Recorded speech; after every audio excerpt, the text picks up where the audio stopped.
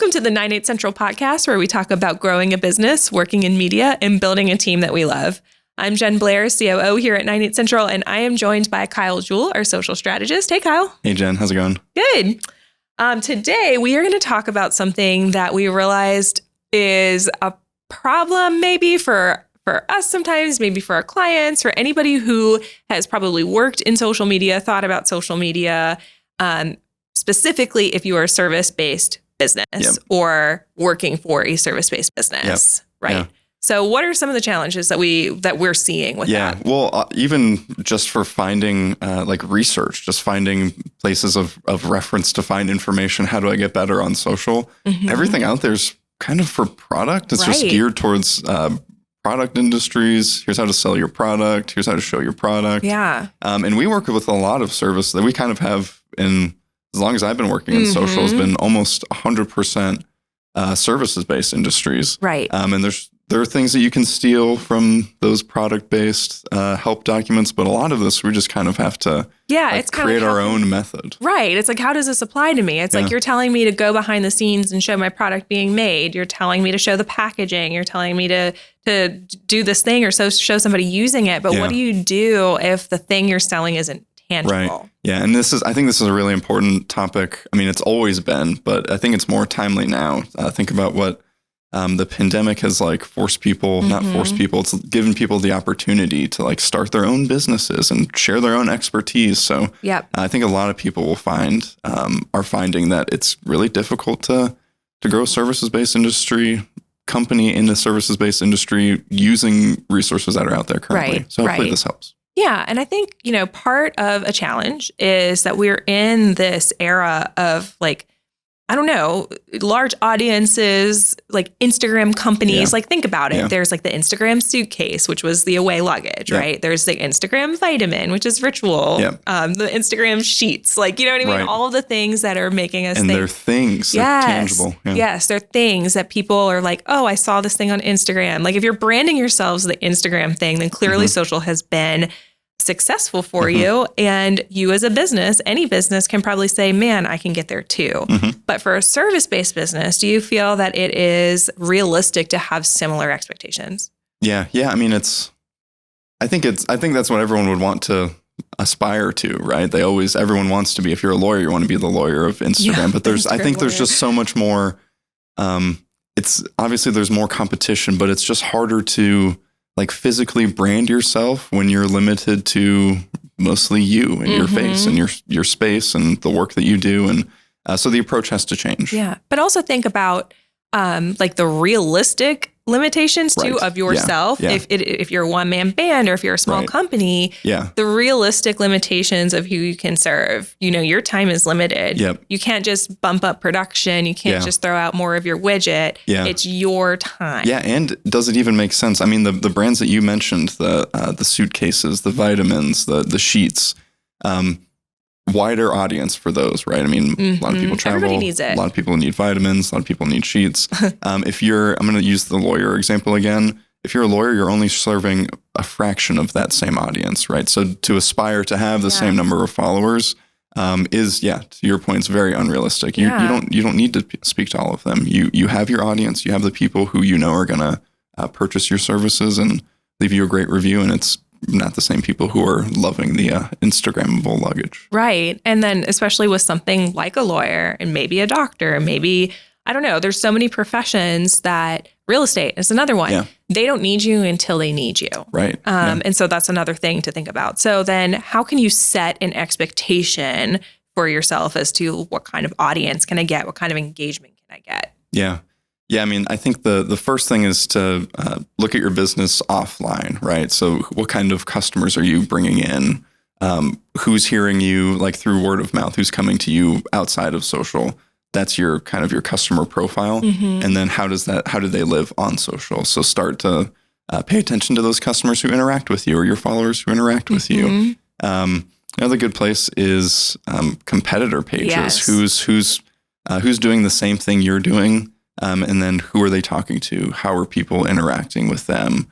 I think we're going to talk more about content in a few seconds, but also what are they posting? How many times a day do they post? When they post, what is it? Is it Is it a testimonial? Is it just a really quick selfie video? Yeah. Different things work for different industries and different companies. So, fortunately for service-based companies, there are a lot of people who do similar work, right? Yeah. That makes it very competitive, but it also kind of can help you get a leg up to understand what people like. Yeah, and it can really help you benchmark your success too. And I think it's important to look at it in two different ways. Is look at your immediate local competitors who are, within your circle, who are like competing for your same geographic region.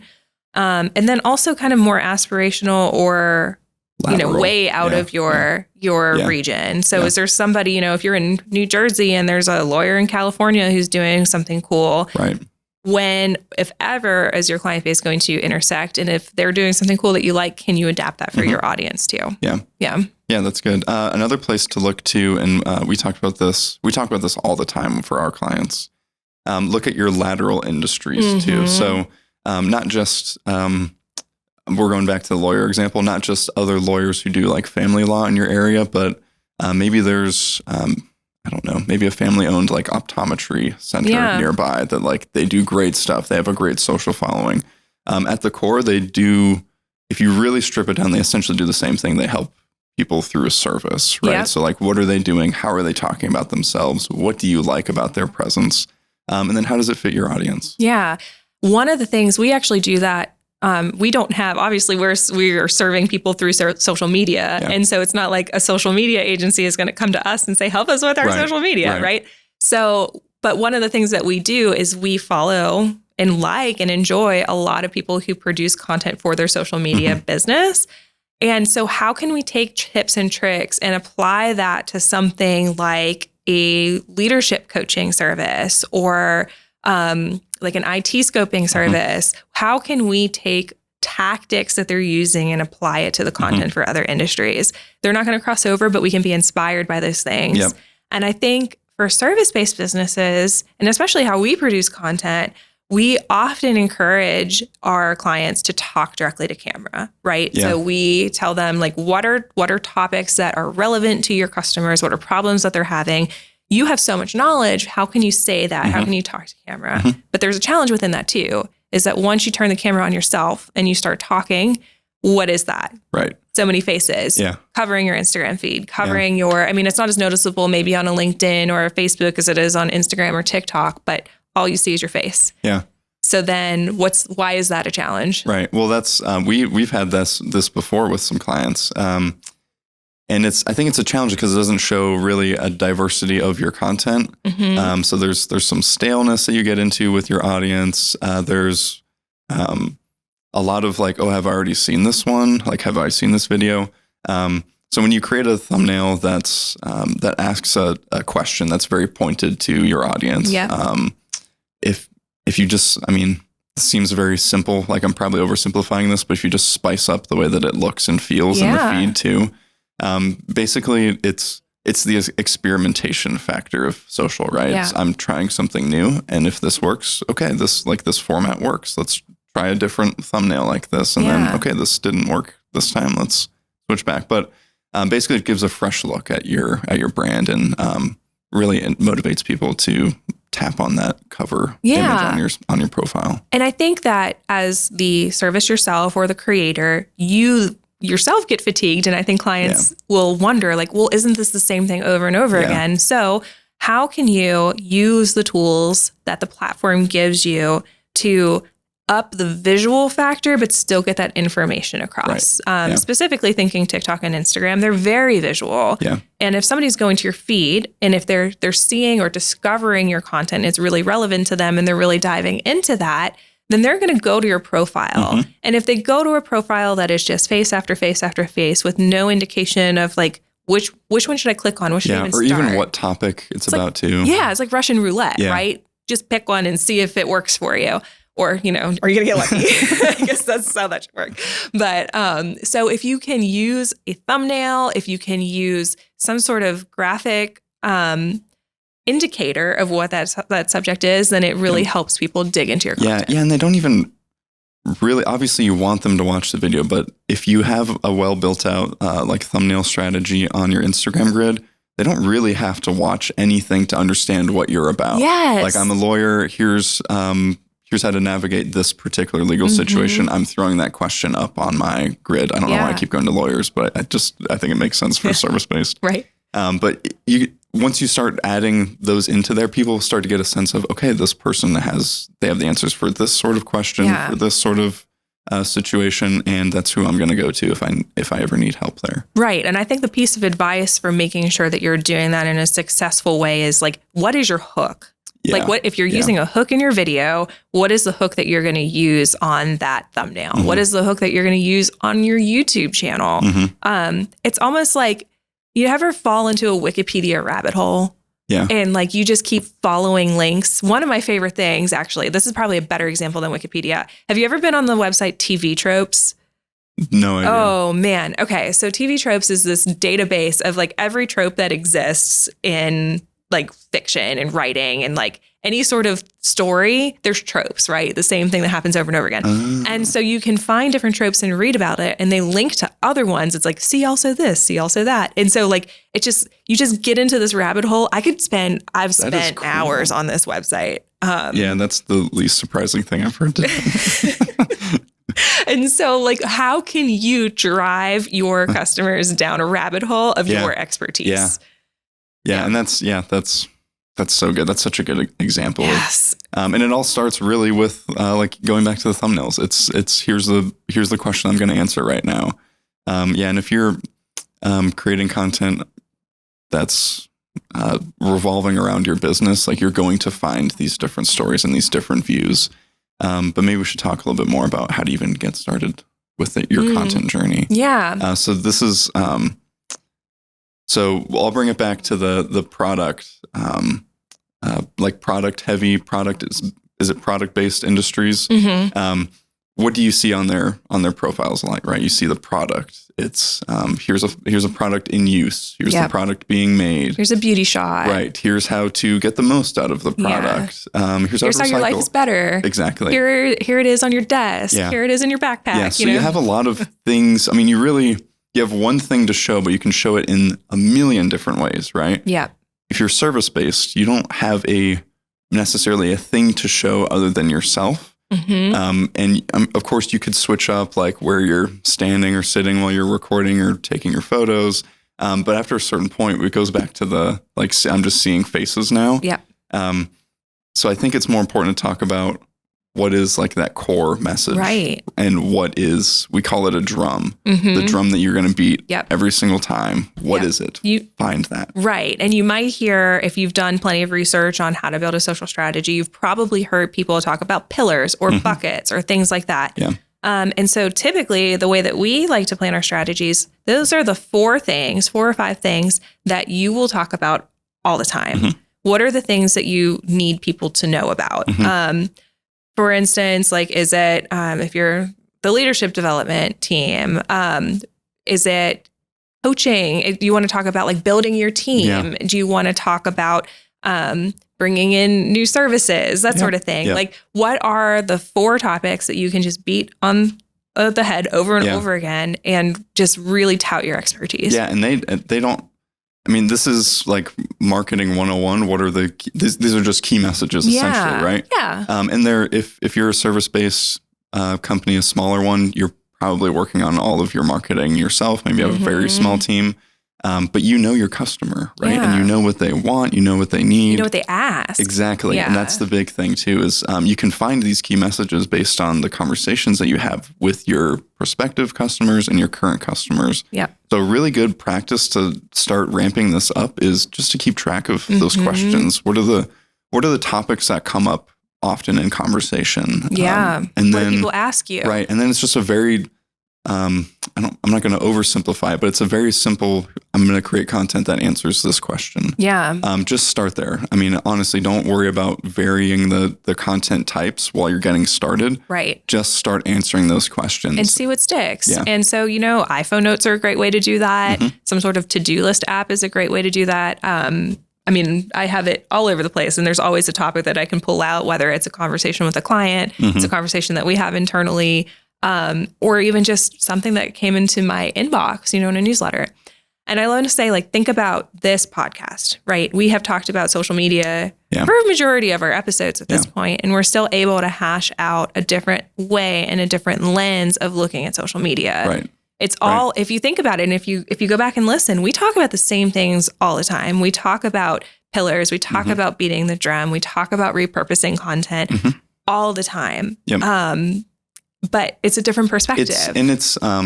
It's a difficult challenge too for anyone who's I'm going back to, again, the smaller teams, but even larger teams without really like a content ecosystem like we have here. Yeah. It's a really tough thing to get started and start thinking about. Absolutely. Here's the question that I want to answer. How do I make 10 different pieces of content that answer it?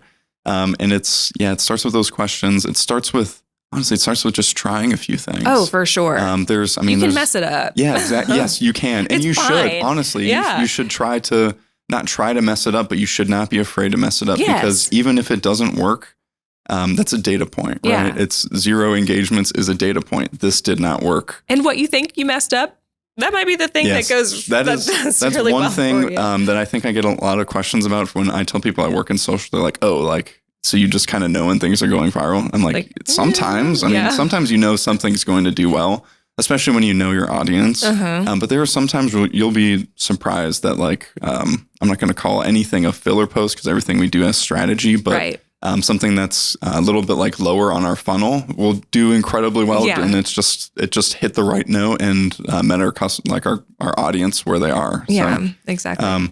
I think it'd be a good to sit down, brainstorm, find your one thing that you want to answer, and then try making a handful of different videos about it. Just do a standard talking head like what we do sometimes. Try doing the same talking head in a different setting. If it's something that you can visualize, try like a whiteboard video or try drawing it out on like one of those giant Post-it notes. How many different ways can you say the same thing? And then once you've done that, can you pull a quote from it and make a graphic? Get into Canva. And what's something that you said, and can you pull a quote? Can you make a carousel? Let's say if you're talking about a step-by-step process, can you break that down into something that somebody can scroll through that's more text-based?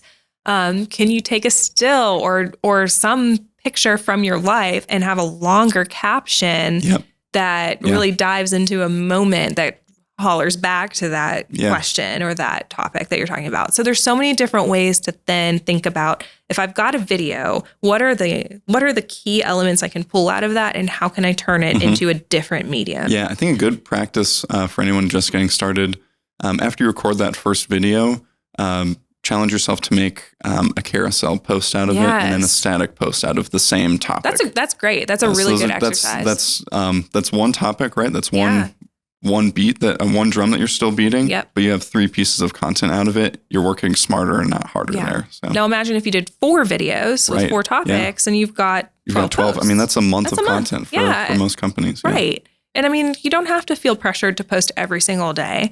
I would say just do it consistently. If you're going to post 3 times a week, do it Monday, Wednesday, Friday at 7 a.m. or something like that. Just make sure that it's consistent.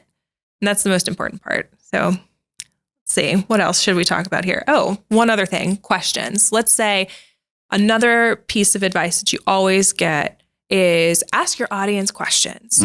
Okay, if you are a smaller service-based business and you don't have a very active following and you put out a question and nobody bites, how do you get questions then? Again, do we go back to what are your customers asking you face to face? Right.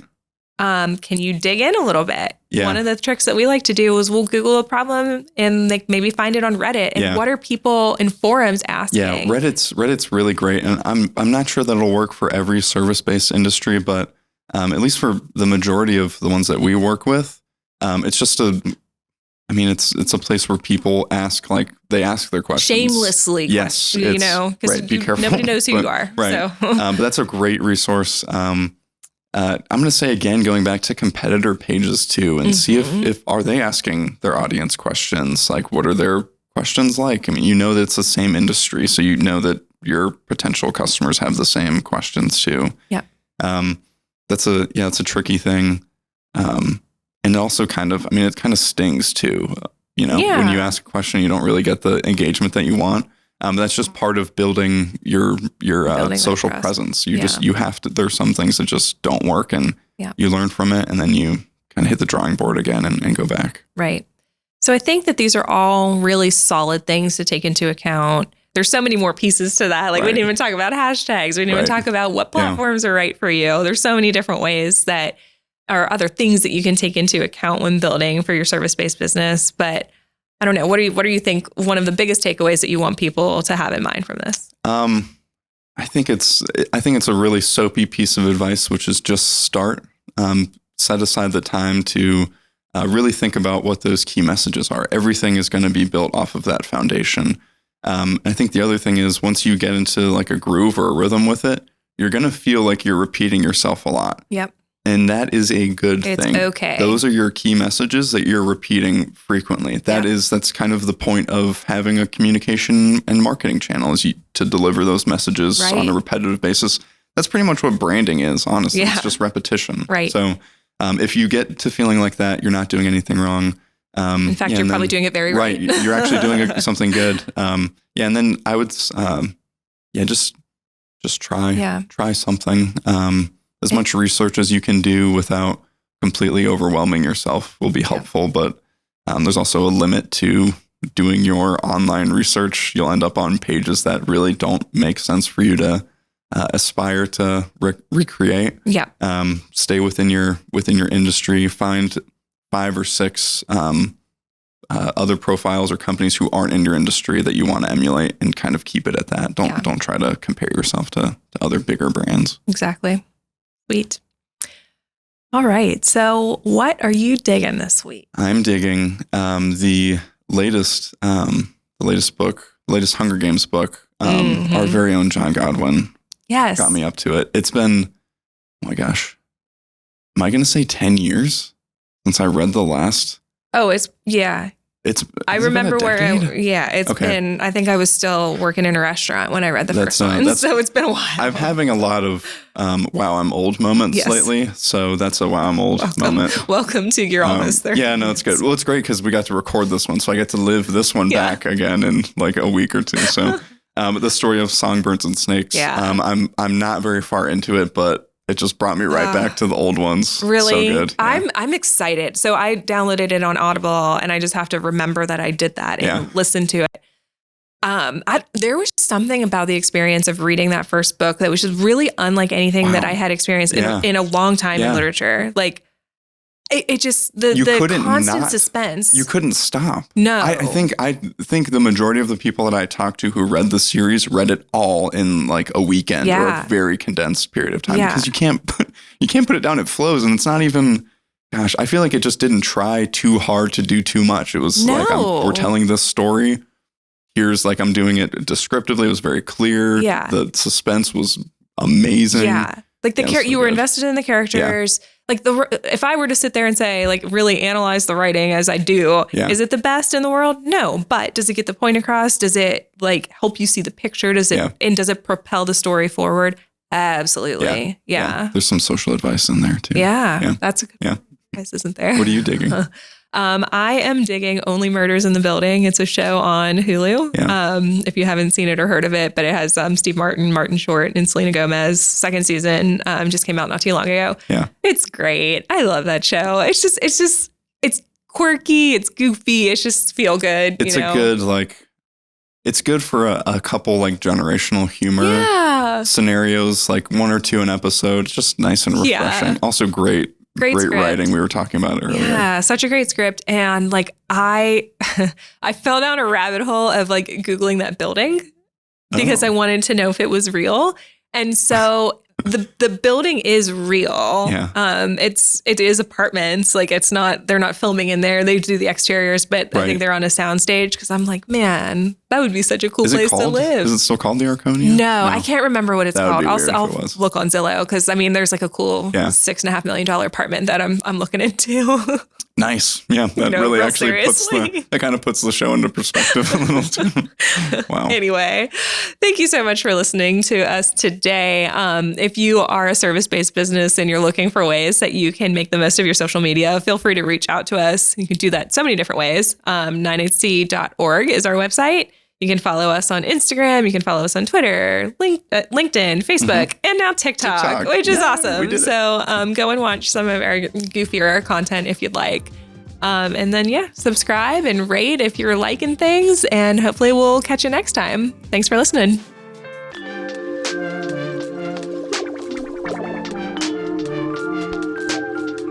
Wait, clap? You said clap? Okay. Oh, shoot. We did that good.